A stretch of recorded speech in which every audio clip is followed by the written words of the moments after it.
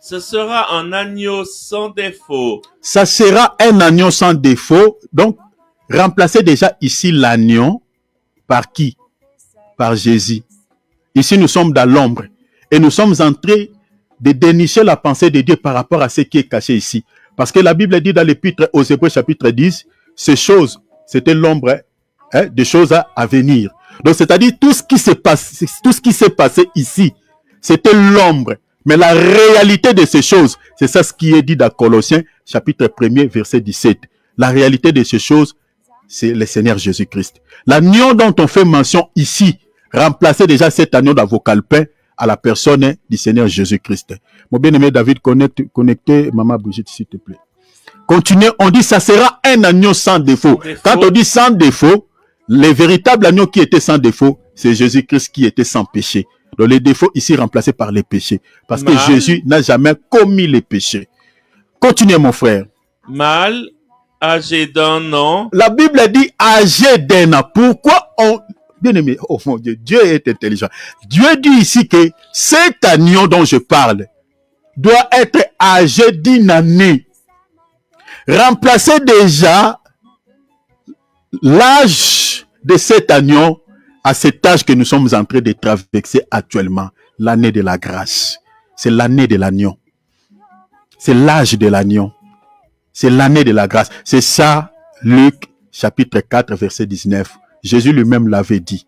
Quand il est venu dans le monde, le Seigneur a dit, je suis venu annoncer une année de grâce. Vous voyez, une année de grâce. C'est pour dire que l'agneau dont on parlait là-bas, qui doit être âgé d'un an ou d'une année, c'est bel et bien moi. C'est moi qui est venu vous annoncer l'âge de l'agneau. L'âge de l'agneau, c'est-à-dire l'année de la grâce. Continuez mon frère. Vous pourrez prendre un agneau ou un chevreau. Je n'ai pas le temps de vous expliquer les chevreaux, mais continuez. Verset 6. Verset 6. Vous le garderez jusqu'au 14e jour. Ça, c'est important. La Bible dit, vous, bien aimé, c'est hyper important ça.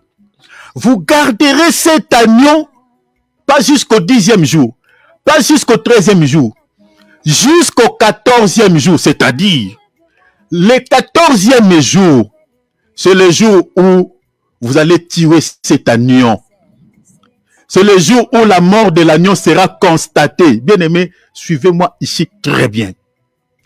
Le 14e jour ici, remplacé d'avocalpin là-bas, c'est l'image des lèvres de la croix. C'est tout simplement ça.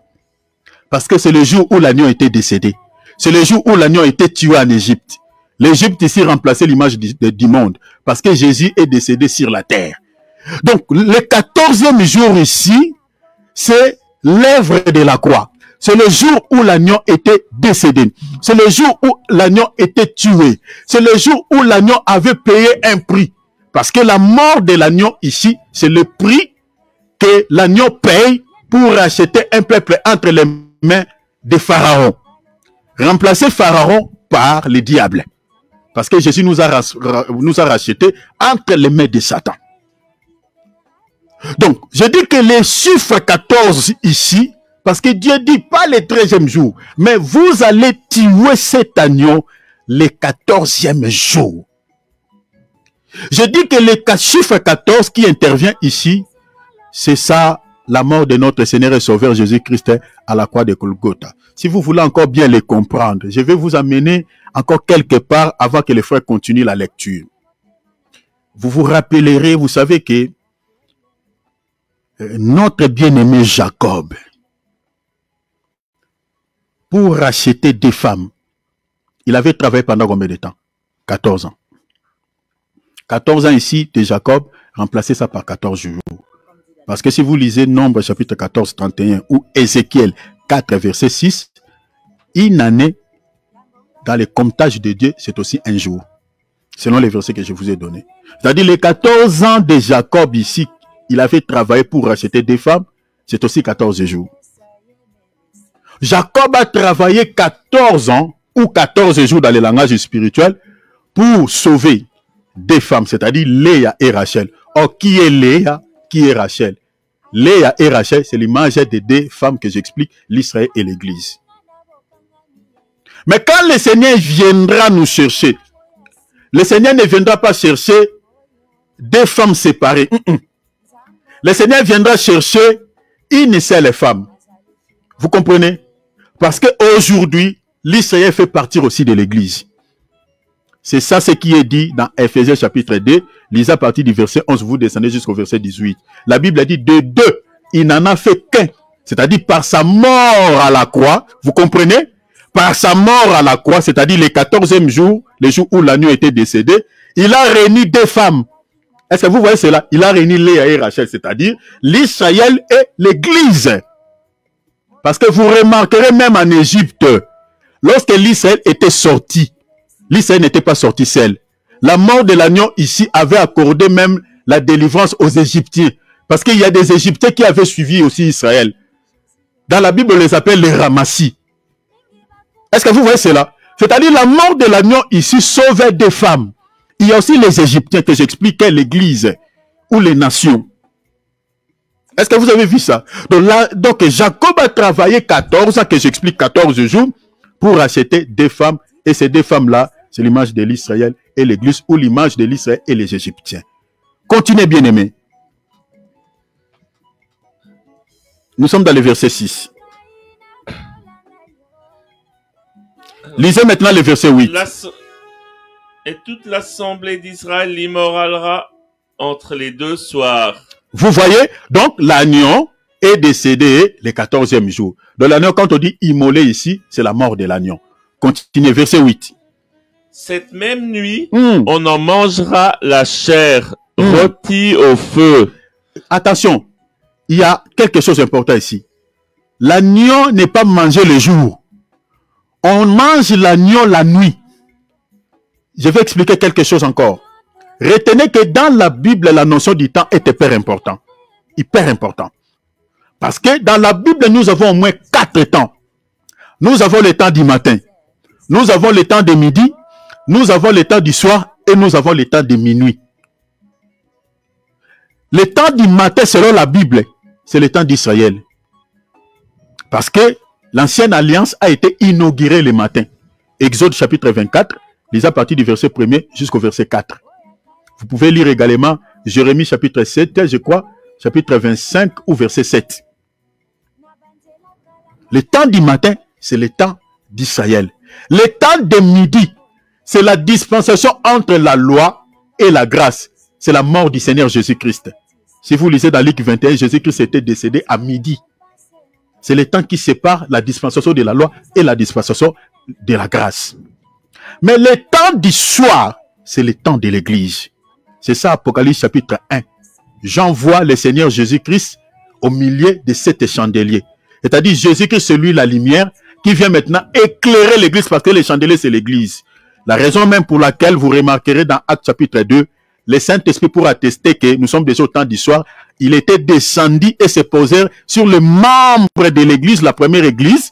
Vous comprenez? La première Église, dans Actes chapitre 2, il était descendu sur leur tête sous une forme de la lampe, sous une forme de flamme de feu, pour éclairer l'Église. Donc c'est pour attester que le véritable chandelier, c'est le Saint-Esprit, il vient éclairer, c'est-à-dire nous sommes au temps du soir. Donc le temps du soir, c'est la dispensation de l'Église.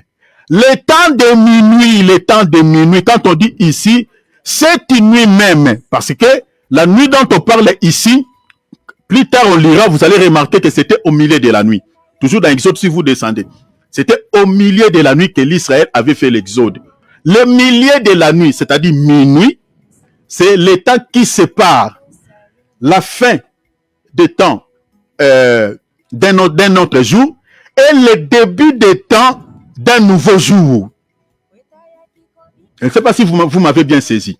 C'est-à-dire le milieu de la nuit sépare la fin des temps d'un autre jour et le début des temps d'un nouveau jour. Quand je parlais la fin des temps d'un autre jour, c'est-à-dire la fin des temps des nations. C'est-à-dire quand on arrive à minuit, le minuit ici, c'est-à-dire c'est la fin des temps de la grâce. La fin des temps de la grâce pour l'Église. La porte de la grâce se referme. L'Église part à l'enlèvement. Et c'est le début des temps pour la nation d'Israël. Parce que la grâce que nous avons selon Zacharie chapitre 2, vous comprenez, chapitre 12, pardon, la grâce que nous avons retournera en Israël. Donc c'est ça minuit. Donc minuit, c'est le temps qui sépare encore deux peuples. C'est comme 12 heures. La fin des temps des nations de l'Église et le début des temps d'Israël. C'est ça ce qui veut dire minuit ici. Donc c'est important d'expliquer cela.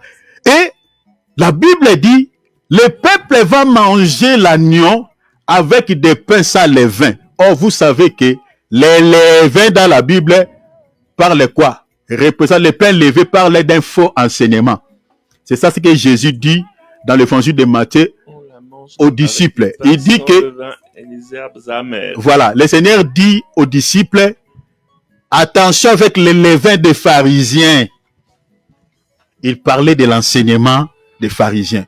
Le pain levé, c'est un faux enseignement. La raison pour laquelle, après ce thème, nous allons parler de fausses doctrines. On parlera également de faux enseignements.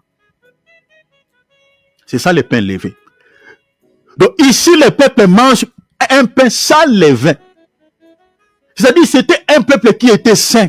Un peuple qui était sanctifié. Bien aimé, si vous écoutez un enseignement faux, cet enseignement-là ne peut pas vous sauver, ne peut pas vous sanctifier de vos péchés. Parce que dans Jean chapitre 15, verset 3, la Bible dit quoi? Vous êtes purs à cause de la parole que vous écoutez. La vie passe par la parole. C'est la parole de Dieu qui nous sanctifie de nos péchés. C'est-à-dire, si vous écoutez un enseignement qui est incapable de pouvoir vous libérer de vos péchés, vous ne serez pas sauvés. C'est ça le pain levé. Donc, c'est-à-dire, le peuple qui mange le pain sans le levain, ici, sans levain, donc Dieu était en train de regarder ce peuple comme étant un peuple sanctifié, un peuple sauvé. C'est pour cela, ici, nous sommes en train de parler sur la première étape d'Israël, c'est-à-dire, c'est le Seigneur qui fait tout. C'est le Seigneur qui sanctifie son peuple. Le Seigneur considère son peuple comme étant un peuple lavé, un peuple purifié. Donc, toutes ces choses ici, les peuples sans le levain, c'est symbolique. Aujourd'hui, par rapport à nous, c'est symbolique. Et la Bible dit, ils vont manger l'agneau avec le pain sans levain, mais il y aura également des herbes amères à côté, c'est-à-dire les légumes amers. Bien aimé, les légumes amers dont on parle ici, c'est aussi l'enseignement. Mais attention, cet enseignement ici qui est comparable à légumes amers, c'est l'enseignement qui ne plaît pas souvent aux chrétiens. Cet enseignement est éradiqué dans la plupart des assemblées. Les légumes amers, beaucoup de chrétiens dans leurs assemblées sont devenus des diabétiques. Il y a plein de sucre parce qu'ils ne mangent que la viande. Parce que si vous mangez trop la viande, vous mangez trop tout ce qui est sucré, donc vous aurez le taux de glycémie très très élevé. Et beaucoup de chrétiens sur le plan spirituel ont des diabètes parce qu'on leur nourrit avec de la viande, avec tout ce qui est sucré. Ils ne mangent pas les légumes amers. Cela veut dire quoi? L'enseignement qui peut donner à ces chrétiens la bonne santé sur le plan spirituel n'est plus donné. Les légumes amers, c'est bien pour le pancréas spirituel, c'est bien pour la santé spirituelle. C'est bien pour avoir la bonne santé. Cet enseignement-là explique tout simplement la repentance du péché. Quand on parle sur la repentance du péché, bien aimé, on aura une bonne santé sur le plan spirituel. Quand on prêche sur la sanctification, quand on prêche sur la conversion, quand on prêche sur la croix, bien aimé, on aura une bonne santé sur le plan spirituel. C'est ça les légumes amers. C'est un message au fait qui ne plaît pas souvent à la chair. Quand on dit abandonner l'impudicité, cette copine-là que tu vis avec lui, ce copain-là que tu vis avec lui, il faut l'abandonner, abandonner l'escroquerie, abandonner. C'est un message bien aimé si il te trouve dans ces choses-là, ça ne plaît pas. Tu es dans la sorcellerie, on dit abandonner la sorcellerie, ça ne plaît pas parce que tu es dedans. Tu es dans l'impudicité, tu vis avec 2 bureaux, 3 bureaux, voilà. Mais tu aimes le Seigneur, tu veux suivre le Seigneur, mais avec ses copines, avec plusieurs partenaires à côté. Quand on te dit non, bien aimé, il faut abandonner. La Bible dit, il faut se marier avec une seule femme. Ah, mais non, mais David aussi avait plusieurs femmes. Voilà. Ça ne plaît pas. C'est ça les légumes amers. C'est l'évangile qui est caractérisé par la sainteté, qui est lié à la sanctification. qui est attaché à l'œuvre de la croix. Cet évangile n'est plus prêché dans la plupart des ensembles aujourd'hui. Légumes amers a disparu. On ne mange qu'on ne nourrit qu'avec la viande. On ne nourrit qu'avec l'agneau. Jésus était mort pour vous à la croix, pour que ma sœur, tu puisses avoir un bon mari, pour que mon frère, tu puisses avoir une bonne femme, pour que tu sois riche, pour que nous dominons sur la terre, pour que nous soyons riches. Je suis en train de dire à quelqu'un, cette année, tu ne mourras pas pauvre. Oh, tu seras la tête et non la queue. Je connais tous les sorciers de votre famille. Au nom de Jésus, ils ne t'atteindront plus. Et là, vous voyez, il y a l'ébullition dans l'église. L'église, les gens transpirent. On soulève... on soulève des chaises. Amen. Il y a plein des amens. Ça, c'est la viande. Ça, c'est les secrets. La partie secret. Mais quand on commence à dire, mon frère, ma sœur, si tu n'abandonnes pas cette vie de péché, tu iras en enfer. L'enfer, c'est trop souffrance. Il y a trop de souffrance. Quand tu entres, il n'y a pas la porte de la sortie. C'est pour toujours. Si tu n'abandonnes pas le péché, si tu n'amènes pas une vie de sainteté, la porte de l'enfer sera grandement ouverte pour t'accueillir. Et là, vous voyez, c'est comme si vous êtes dans un deuil. Silence des morts, c'est comme dans un cimetière. C'est ça les guillemets amers. Bien aimés, si nous voulons être enlevés, si nous voulons faire l'exode, vous voyez, tout ça c'est les salis, hein? Tout ça là, Dieu est en train d'imposer cela au peuple avant de faire l'exode. Vous êtes en train de quitter l'Égypte, oui, ok, mais il y a des choses que vous devez faire. Vous mangez l'agneau, vous mangez le pain sans levain, mais il faut qu'il y ait les guillemets amers à côté. L'évangile de Dieu, ce n'est pas seulement les secrets. Ce n'est pas seulement prêcher des choses qui caressent les enfants de Dieu au sens du poil. Il faut qu'il y ait aussi un évangile qui est amer. Dans la chair comme ça, ça ne marche pas. Pour que nous ayons la bonne santé spirituelle, pour que nous soyons sauvés. J'en passe. Continuez mon frère, verset 11. Quand vous le mangerez, vous aurez vos reins sains. Ici, dans la traduction française courant, on dit, voici dans quelle tenue on mangera ces repas. Les vêtements, on dit les vêtements, il y a quelque chose d'important ici. On dit les vêtements serrés à la ceinture. À la ceinture. Vous savez déjà que quand on parle de la ceinture, on parle de quoi? Selon Ephésiens chapitre 6, verset 14. La vérité. La vérité. Vous avez un pantalon qui n'est pas soutenu par la ceinture, ça va descendre. On verra ta nudité. Une jupe qui n'est pas soutenue par la ceinture, ça peut descendre et tout le monde peut voir ta nudité.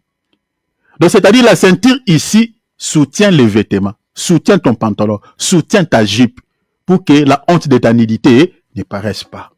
Alors, quand on parle de la nudité, on parle tout simplement aussi du péché. Mais n'oubliez pas, la ceinture, dans un autre langage, c'est aussi un vêtement. Genèse chapitre 3, si vous lisez le verset 7, vous allez voir que la ceinture, c'est aussi un vêtement. Adam, en tant que prophète, lorsqu'elle a compris que nous sommes devenus nus, nous avons péché devant le Seigneur, nous sommes devenus nus, la Bible dit, Adam avait confectionné des ceintures pour couvrir la nudité. La ceinture dont Adam avait confectionné, c'était tout un vêtement pour couvrir leur nudité. Est-ce que vous voyez ça? Donc, les choses dont Dieu demande aux enfants d'Israël ici, aujourd'hui pour nous c'est symbolique. Oui, tu as mangé l'agneau, mais attention, tu ne manges pas l'agneau seul. Quand tu manges l'agneau, il y a aussi des cérémonies tout autour de cela. Bien aimé, vous savez, dans nos assemblées, nous sommes habitués de dire que les dons, les saliers gratuits, c'est un don gratuit. Mais il faut qu'on vous explique. Il faut qu'on vous explique. Le don gratuit de Dieu, le don là, c'est l'agneau. C'est ça, Jean chapitre 3, verset 16. Car Dieu a tant aimé le monde, il a donné quoi? Il a donné l'agneau. L'agneau, c'est son fils. C'est ça le don gratuit. Mais attention, vous ne mangez pas l'agneau seul. Il y a des condiments à côté. Il y a des pains sans levain à côté. Il y a des légumes amers à côté. Vos vêtements doivent être soutenus par les ceintures. Et ces choses-là sont prophétiques par rapport à nous, si nous voulons être sauvés, si nous avons du moins les salis en nous. Sont prophétiques. Celui qui a les salis, c'est celui qui demeure aussi dans la vérité. Et la vérité ici, ce n'est pas la vérité tout simplement dans le sens où je dis la vérité. La vérité, c'est tout un homme. C'est ça Jean chapitre 14, verset 6. Jésus dit, je suis la vérité, la vie. La vérité, c'est l'enseignement. C'est le vrai enseignement. Si tu n'écoutes pas la bonne parole, tu n'es pas dans la vérité. Tu n'as pas la ceinture. Tu ne seras pas sauvé. Continuez. À part la ceinture, on dit encore quoi? Vos souliers aux pieds et votre bâton à la main. Les souliers aux pieds. À la hâte. Les souliers aux pieds ici. C'est ça, Éphésiens chapitre 6, verset 15. C'est les ailes que donne l'évangile. Bien aimé, quand on suit le Seigneur, il faut être zélé. Aux choses de Dieu, tu dois être zélé. Malheureusement, beaucoup de chrétiens ne sont pas zélés aux choses de Dieu. Regardez comme mercredi, on était combien de personnes sur WhatsApp? Nous avons toujours des raisons. Nous avons toujours des occupations. Je disais même à ceux qui étaient présents, j'ai dit, s'il était question de distribuer l'argent, tout le monde allait être présent ici. Mais les gens oublient que le message que nous sommes en train d'annoncer ici est hyper important et fondamental par rapport à notre vie. Et plus que de l'argent, et plus que de l'or. Mais combien suit ces messages? Combien écoutent ces messages? Les gens chercheront nos vidéos quand l'enlèvement aura lieu. Quand les reins de l'Antichrist s'abattent sur cette terre, les gens vont chercher ces vidéos. Mais malheureusement, toutes ces vidéos, l'Antichrist vont les radiquer, vont les enlever sur l'Internet. Parce que ça sera le règne total de l'Antichrist. Il ne voudra pas que quelque chose de Dieu les dérange. Ils vont les enlever. Ça sera très compliqué, très difficile pour être sauvé à ce temps-là. Profitez à ce moment. La porte de la grâce est encore ouverte. Le salut est encore là. Mais les gens ne veulent pas écouter ce genre de messages. Les gens veulent écouter, bon, là où on parle trop, on touche trop sur les finances, sur l'argent, sur les choses de ce monde, sur le matière.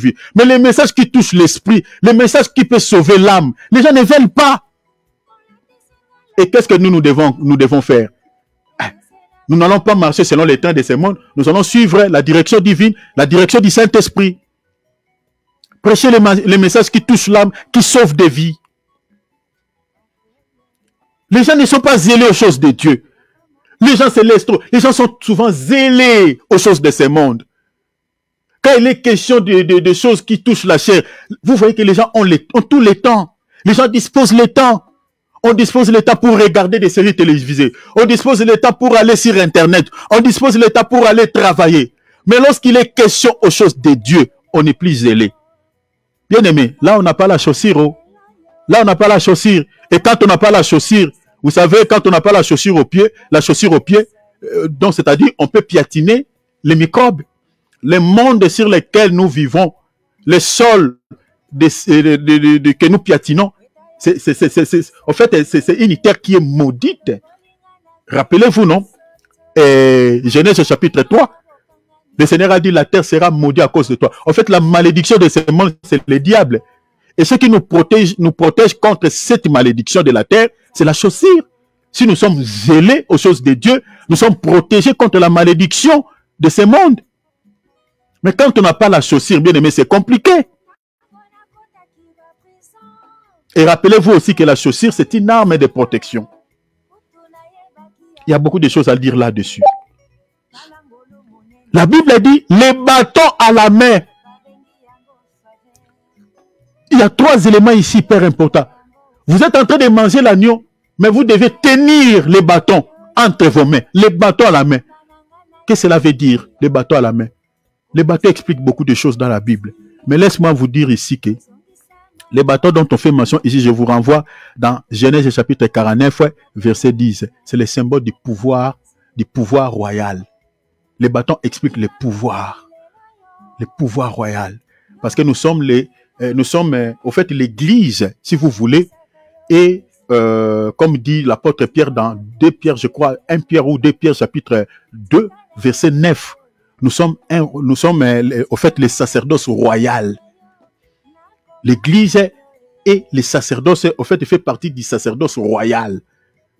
Vous comprenez? Donc, le pouvoir dont on fait mention ici, c'est ça ce qui est dit dans Genèse, chapitre 49, verset 10, le pouvoir royal. Nous détenons ce pouvoir. Et ce pouvoir, c'est ça ce qui est dit même dans Luc, chapitre 10, verset 19. Je vous ai donné le pouvoir sur les scorpions, sur les serpents, sur toute la puissance de l'ennemi. Et rien ne pourra vous nuire. Vous comprenez? C'est-à-dire tout enfant de Dieu qui est dans la dispensation des sacerdoces royal, il a le pouvoir sur les œuvres de Satan. Il a le pouvoir sur les sorciers. Il a les bâtons. Parce que nous détenons le pouvoir, c'est ça les bâtons. Est-ce que vous comprenez cela? Donc Dieu est en train de dire aux enfants d'Israël ici, vous êtes en train de manger cet agneau, mais détenez un bâton entre vos mains, symbole du pouvoir. Le pouvoir que Dieu a donné à son peuple. Le pouvoir que Dieu a donné à l'église, sur les diables, sur Pharaon, sur les Égyptiens.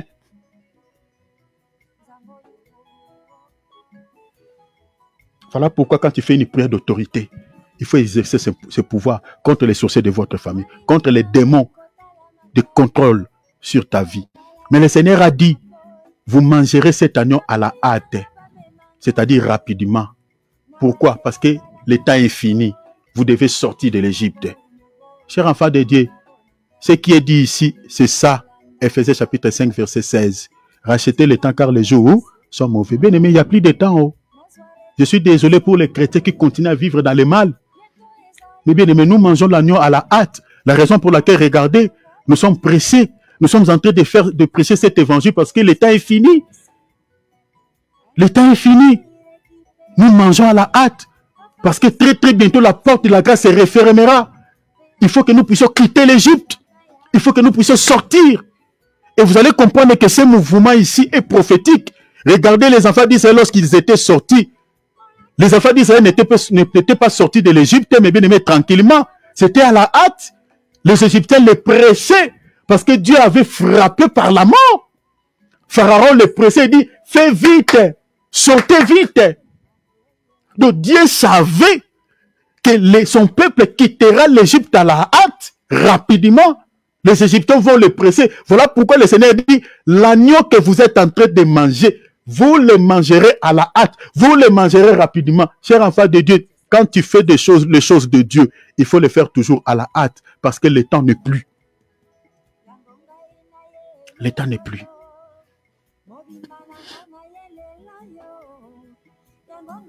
Mon temps est épuisé, je vais m'arrêter là. Donc, manger l'agneau ici pour quitter l'Égypte fait référence à la première étape d'Isali. À la première étape d'Isali. C'est ça, la première dimension. Ici, l'agneau fait tout pour nous. Nous avons mangé l'agneau. Nous avons écouté la parole et là, nous avons la vie. C'est l'agneau qui a combattu Pharaon pour nous. Ce n'est pas l'Israël qui avait combattu contre les Égyptiens. Ce n'est pas l'Israël qui avait combattu contre Pharaon. C'est l'agneau qui avait combattu pour eux. C'est l'agneau. La mort de l'agneau qui a menacé Pharaon, qui a poussé Pharaon de libérer ce peuple de la servitude. C'est la mort de Jésus-Christ à la croix de Golgotha qui a permis que nous puissions être libérés entre les mains de Satan, qui a permis que nous puissions être libérés contre les condamnations de nos familles, qui a permis que nous puissions être libérés de la servitude de ce monde. Alléluia. C'est la mort de Jésus à la croix. Bien-aimé, tu n'es plus n'importe qui, tu es libre. C'est ça ce qui est dit dans Colossiens chapitre 1 verset 12. Le Seigneur nous a transportés des ténèbres au royaume de la lumière. C'est le Seigneur qui nous a libérés entre les mains des pharaons. C'est le Seigneur qui nous a libérés de la servitude de ce monde. C'est le Seigneur.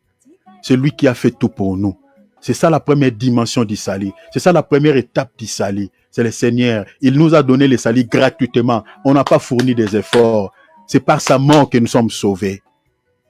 On n'a rien payé. C'est l'agneau qui a combattu pour nous. Mais je vous expliquerai quelque chose dans la révélation ici. Je crois par la grâce de Dieu.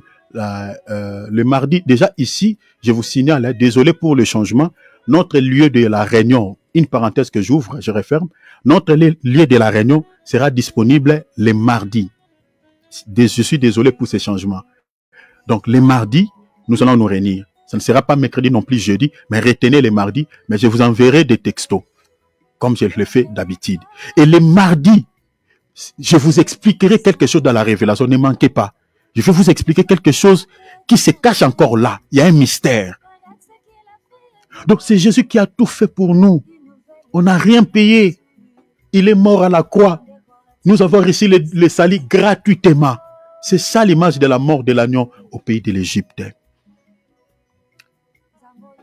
Bien-aimés, je nous expliquerai la deuxième étape, traverser du désert, s'il y aura le temps. Je crois que ça sera le mardi où je vais toucher déjà sur ce point, par la grâce de Dieu. Mais sinon, Dieu vous bénisse parce que je ne vais pas faire une longue vidéo parce que je vois, moi, j'ai consommé le temps, mon temps est épuisé. Nous allons prier, nous allons demander la grâce de Dieu. Regarde la manière dont tu vis. Je ne sais pas sur quel point le Seigneur t'a parlé. Il revient. Il revient. Moi, je crois que tu es sauvé, tu es compté parmi les sauvés. Mais Dieu ne compte pas les femmes. Dieu ne compte pas les enfants. Dans les dénombrements, dans les comptages, quand Dieu fait les calculs, quand il regarde son peuple, il met de côté les femmes, il met de côté les enfants. Il ne compte que les hommes. Et les hommes dont Dieu compte, je parle des hommes spirituels, c'est-à-dire des hommes faits. Les femmes, c'est-à-dire ici les chrétiens charnels, ceux qui sont encore dans le monde. Fais-toi partie des hommes spirituels. Fais-toi partie des chrétiens spirituels, des gens que Dieu peut compter, des gens qui font partie, au fait, en tant que membres actifs dans le corps mystique de Jésus-Christ. Alors demande à Dieu de l'aide.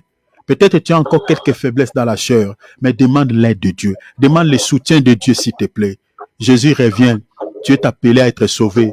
Tu n'es pas appelé à être condamné à aller en enfer. La Bible dit, Dieu ne nous a pas appelés à la condamnation, mais à l'acquisition du salut. Prie à la manière dont tu as écouté le message. Ouvrons tous nos micros. Prions. Alléluia. Seigneur Jésus, mon Dieu, mon roi, merci pour le temps que tu nous as donné. Merci pour ce message.